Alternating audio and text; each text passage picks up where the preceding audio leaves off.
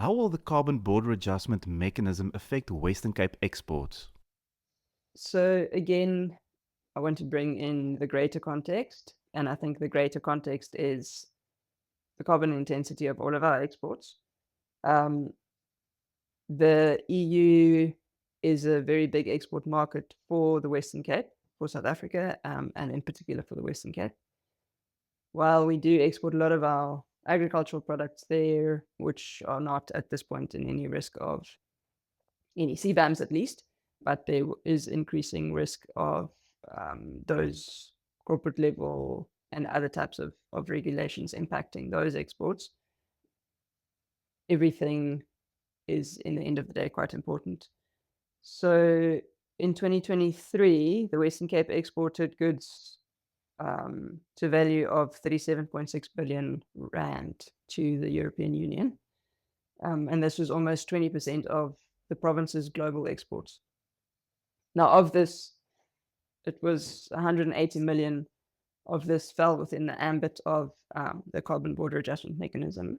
So 180 million worth of Western Cape exports that were designated for the EU were within the ambit of the carbon border adjustment mechanism as it currently stands. Now, of course, this is set to expand, and it is set to be implemented in a number of other countries, potentially in a number of other countries around the world as well. The sectors the sectors that are the most exposed to the carbon border adjustment mechanism in the Western Cape are the iron and steel industry and the aluminium exporters. And within those sectors, it is quite a pronounced risk that they face. And so even if the numbers at this point aren't astronomical, a number of the research that has come out has shown that, the impact will initially be incremental, and of course also taking into account that initially indirect emissions are not going to be charged for a number of those product categories. But over time, if this does get expanded and if it does get implemented or in other jurisdictions, the impact will be bigger and bigger.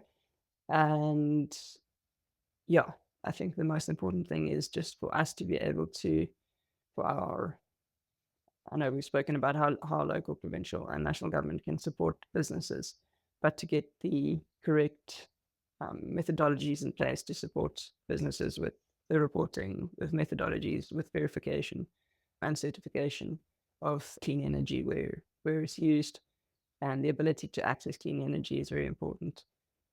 So yes, again, CBAM is a sign of things to come in terms of being able to account for the carbon emitted in the production of a product and exported around the world. So we're in a brave new world.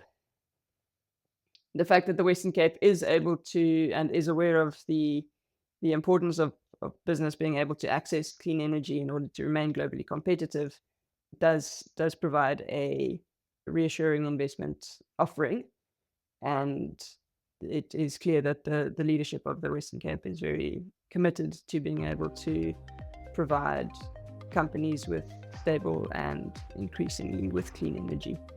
And this does strengthen the investment offering of the destination.